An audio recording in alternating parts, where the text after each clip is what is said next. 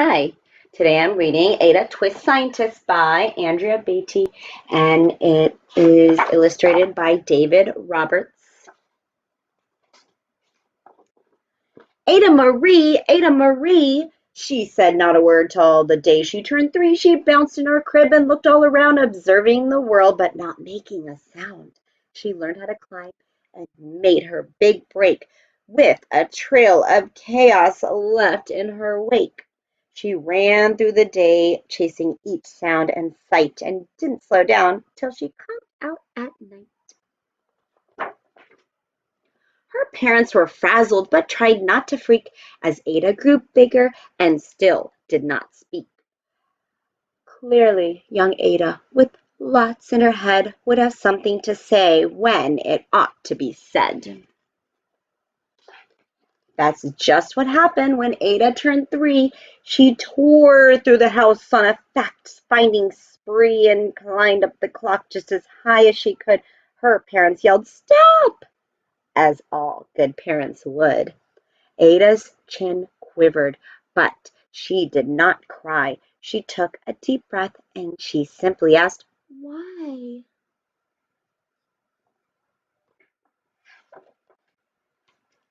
Why does it tick? And why does it talk? Why don't we call it a granddaughter clock?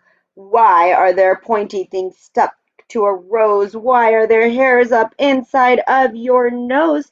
She started with why and then what, how, and when. By bedtime, she came back to why once again.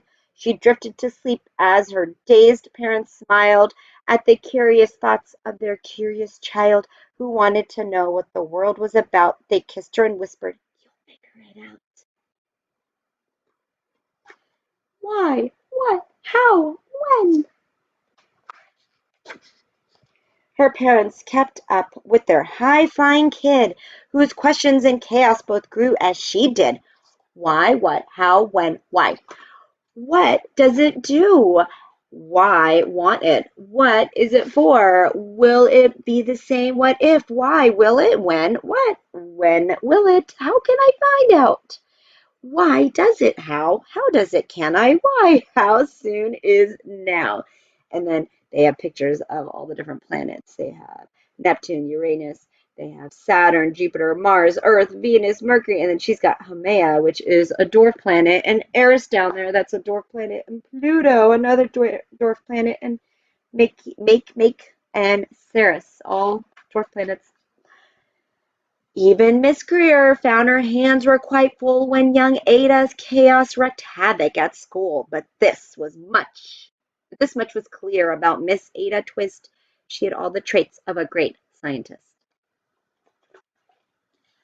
Ada was busy that first day of spring, and what I like about this is you can see where Ivan probably lives and where Rosie Revere probably lives. So Ada was busy that first day of spring, testing the sounds that made mockingbirds sing when a horrible stench whacked her right in the nose, a pungent aroma that curled up her toes. "Zowie!" said Ada, which got her thinking, what is the source of that terrible stinking?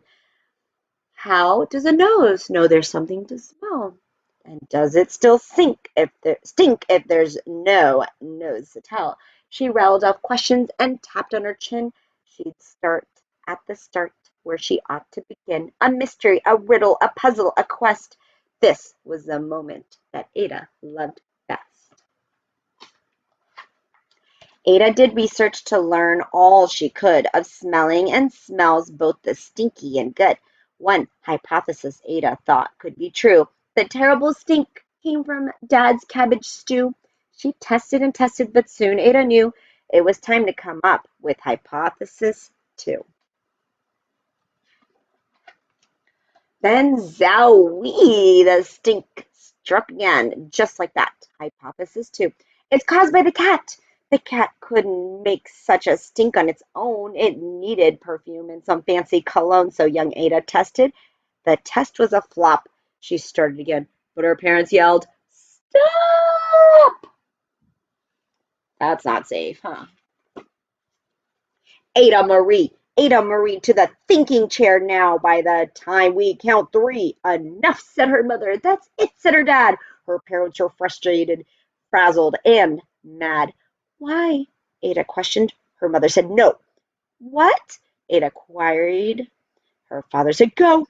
You've ruined our supper. You've made the cat stink. Enough with your questions. Now sit there and think. She looked at her parents. Her heart turned to goo. Poor Ada Twist didn't know what to do. She sat all alone by herself, and Ada once more could say nothing at all.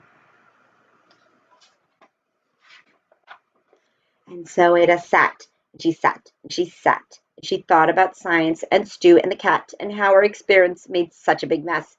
Does it have to be so? Is that part of success? Are messes a problem? And while she was thinking, what was the source of that terrible stinking? Ada Marie did what scientists do. She asked a small question and then she asked two, and each of those led her to three questions more, and some of those questions resulted in four. As Ada got thinking, she really dug in. She scribbled her questions and tapped on her chin. She started at why and then what, how and when. At the end of the hall, she reached why once again.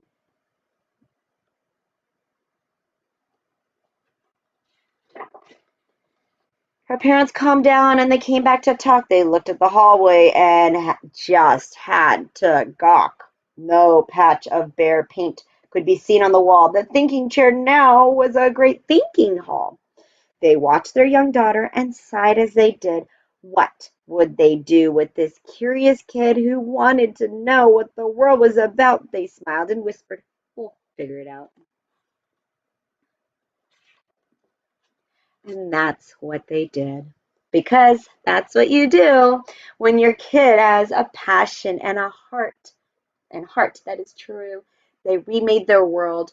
Now they're all in the act of helping young Ada sort fiction from fact. She asked lots of questions. How could she resist? It's all in the heart of a young scientist. And as for that smell, what can Ada Twist do but learn all she can with her friends in grade two? Will they discover the stink that curls toes?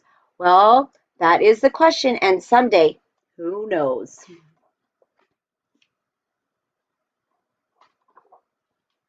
Thank you for joining me for Ada Twist Scientist. Bye.